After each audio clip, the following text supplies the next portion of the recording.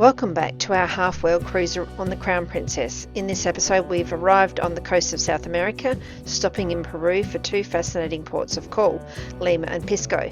From bustling markets and haunting catacombs to sweet chocolate tastings, spectacular fountains and even the arid landscapes beyond, this is a country of sharp contrasts and unforgettable experiences.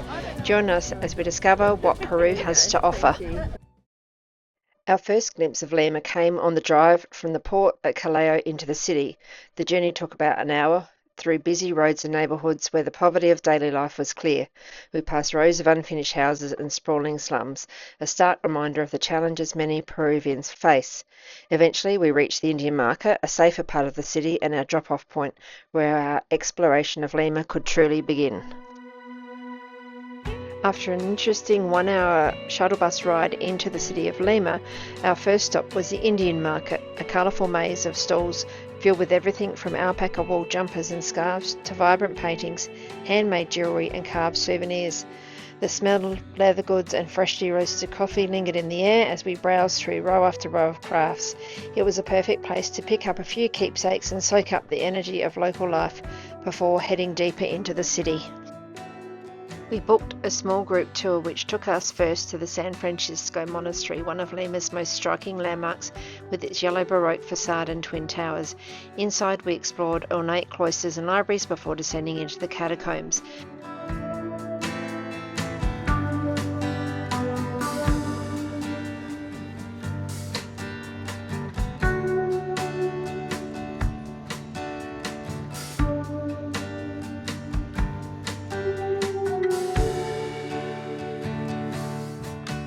These underground tunnels once served as Lima's main burial site, holding the remains of an estimated 25,000 people. Walking among the neatly arranged bones and skulls was both eerie and fascinating, a glimpse into the city's colonial past. From the San Francisco Monastery, we wandered through Lima's old city centre, past colourful facades, ornate balconies and lively squares. Along the way, we stopped at the Chocolate Museum for a delicious tasting, a perfect sweet break before heading on to the evening fountain show.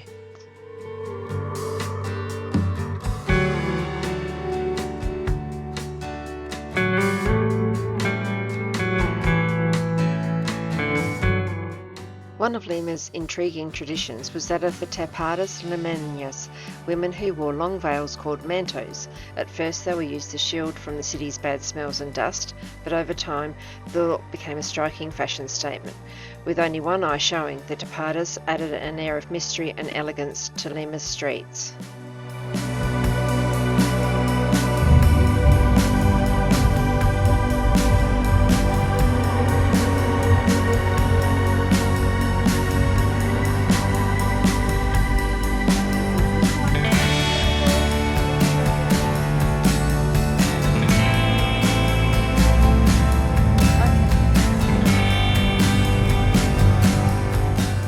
In the evening we headed to the magic water circuit in Miraflores.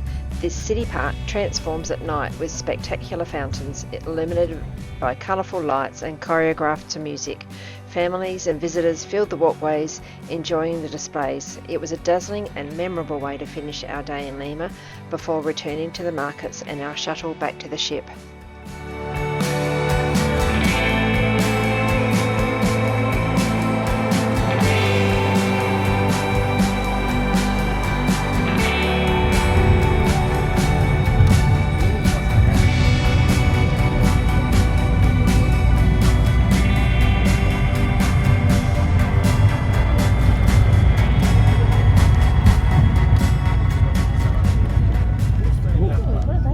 At 9 a.m. we left the next morning for our small group tour to the archaeological sanctuary of Pacamac.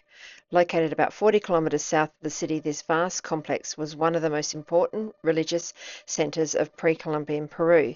The site takes its name from Pacamac, the creator of the world, an Andean mythology, and for centuries pilgrims travelled here to seek guidance from the oracle. The sanctuary covers more than 600 hectares and includes pyramids, plazas and temples built by the successive cultures including the Lima, Wari and later Inca.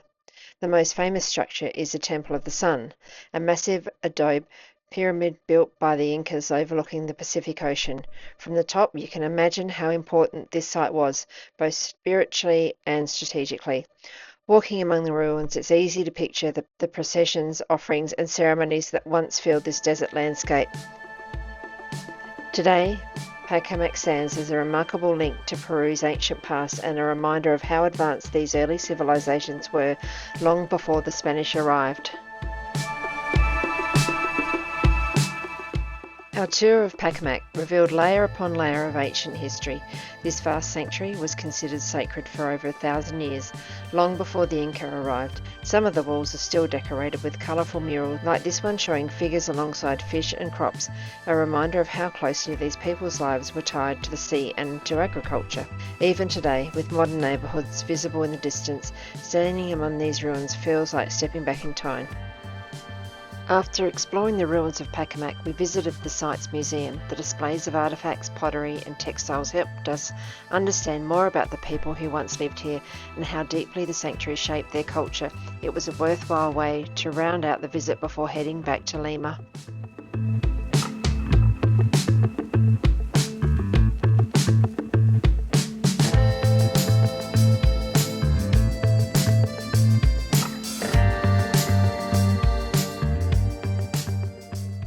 Today is the next port in Peru. If you look out here in the distance, you can see it's very, very much a desert out there.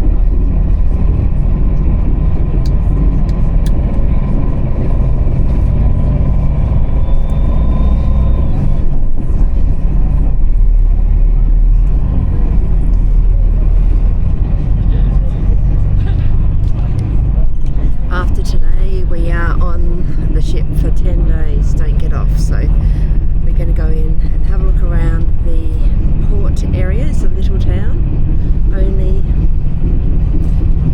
100,000 in the big main city, but we're going to a nice, apparently, tourist area, which is going to be good, apparently. Have a look and see what's there, get some more land days in our feet, and yeah, just take it easy. Anyway, sun's sort of out today.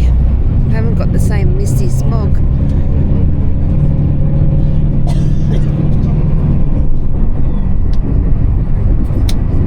That's amazing.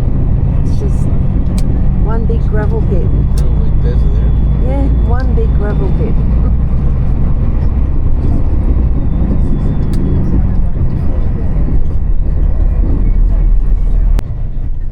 When we arrived at the port near Pisco, we took a shuttle into a small village of Paracas.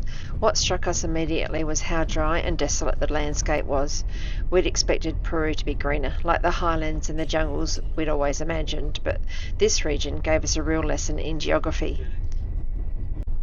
Peru is a country of dramatic contrasts, from the lush Amazon rainforest in the east to the fertile valleys of the Andes and the vast coastal desert where rainfall is almost non-existent. In fact, parts of the coastline receive less than a few millimetres of rain a year, making it one of the driest inhabited places on Earth.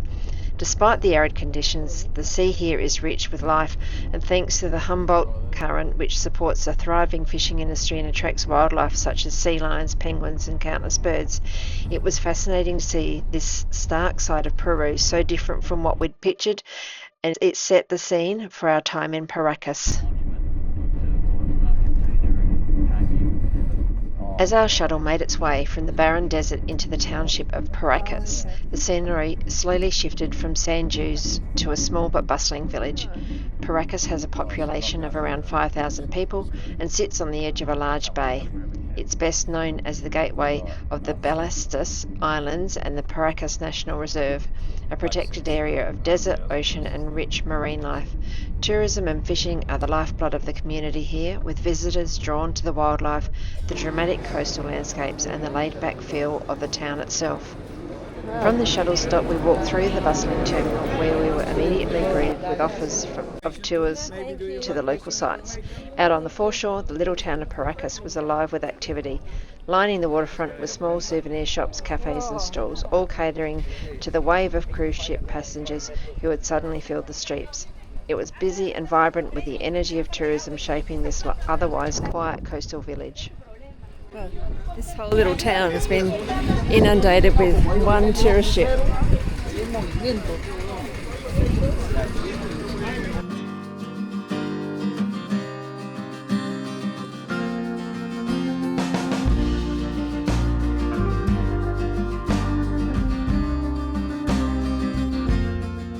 We wandered along the foreshore and browsed through a few of the tourist shops, picking up some souvenirs. It was a chance to enjoy the atmosphere and see a different side of life here in Paracas.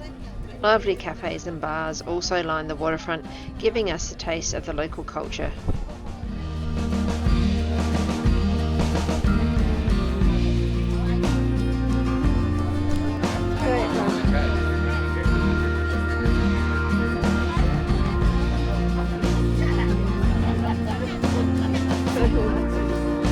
My weird children's hat. It's a children's hat, darling. Oh no, it's not. Paracas, Paracas.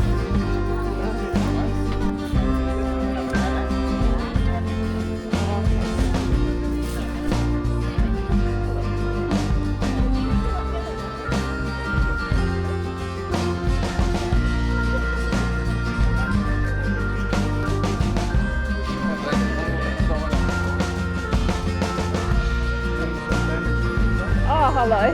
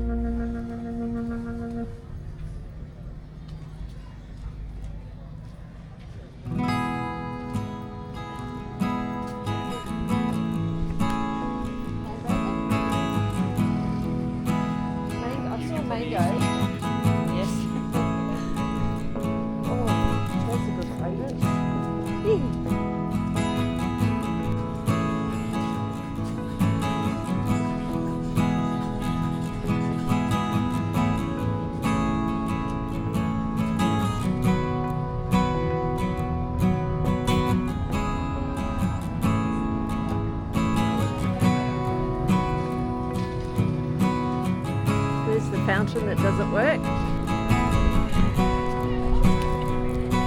It's a bit smelly here, like seaside and fish and sewage. Anyway, there's something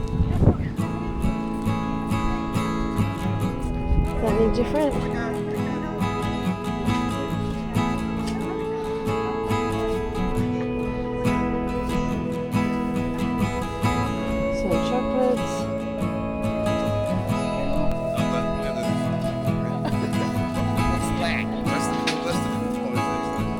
I don't know. There you go, thank you. That's very cool. As we walked along the foreshore, a sign caught our eye, a special on Pisco Sours, Peru's national cocktail.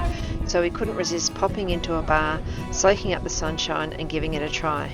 A Pisco Sour is made with Pisco, a grape brandy unique to Peru, shaken with lime juice, sugar syrup, egg white and a dash of bitters. The result is a refreshing, tangy drink with a smooth, frothy top and just the right kick. It was a perfect way to toast our time in Paracas.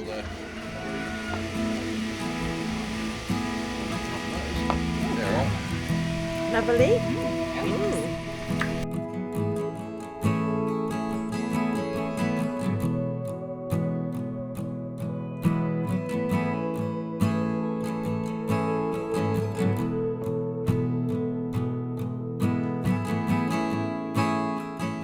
After our Pisco Sours, we kept exploring and wandered down onto the beachfront. There we found another bar, and this time we couldn't resist ordering a bucket of Coronas. Sitting under an umbrella with the sand at our feet, we shared the beers, laughed and soaked up the atmosphere.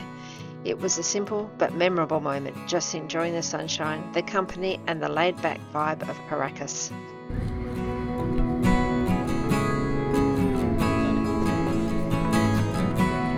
Cheers, big ears. In Pisco, this is our spacer between the Pisco Sours. This place I'm on stay, mate. Get me a bucket. Cheers, cheers. Yeah, push the line. Oh, Wes, I do. Forward. we thought we were coming in for 2 seconds. And it'd be hanging over the seats. Yeah, so you couldn't sit in those One seats. bucket of Coronas soon turned into two, and before long we found ourselves back at the original bar for another round or two of Pisco Sours. By this time we were feeling pretty jolly, with plenty of laughs and giggles along the way. Eventually it was time to make our way back, strolling through town before hopping on the shuttle for the ride back to the port and to our ship. Right, so you're going past all the hats. No, he knows where his hat is. Before we left Paracas, Susie had her eye on a souvenir hat for Jeff, so they headed back to make the purchase. It was bright, a little bit of a novelty, and it gave us all a good laugh. Just one of those fun little memories that made the day even more enjoyable. That's the one. That's That so is cool. the one. Show me. How How much? good does he look? 20 soles. 20 soles. 20 size? 20 soles. It's $40, darling. No, no, no.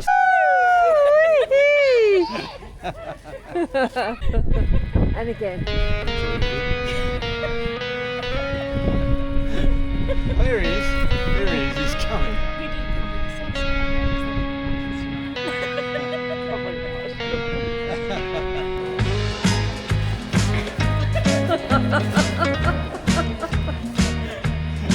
Got the tassel. Got Just your got a tassel. tea cozy on my head. And that's it. Just a tea cozy.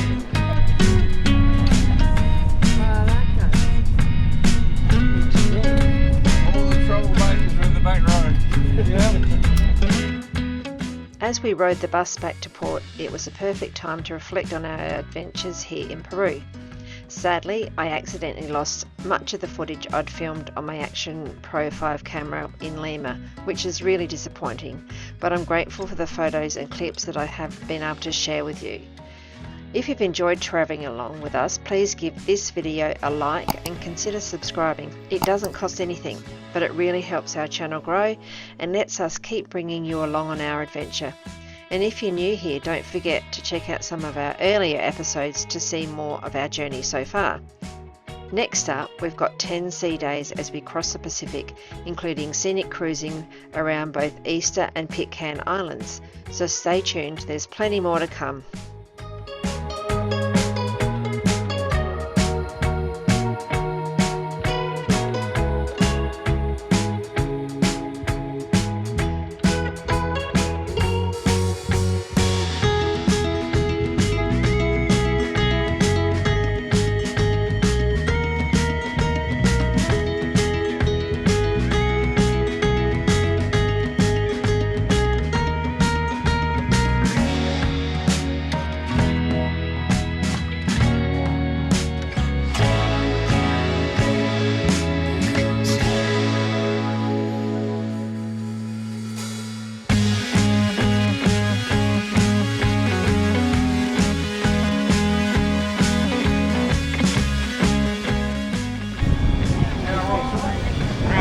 This is the last time we touch land for 10 days.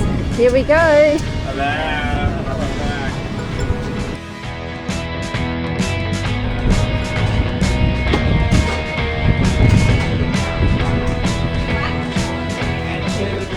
Alright, so that's it from us for now. If you had fun, give us a thumbs up, hit the subscribe so you don't miss where we are off to next, and drop us a comment. We love hearing from you. And hey, don't go anywhere, check out these episodes popping up right here.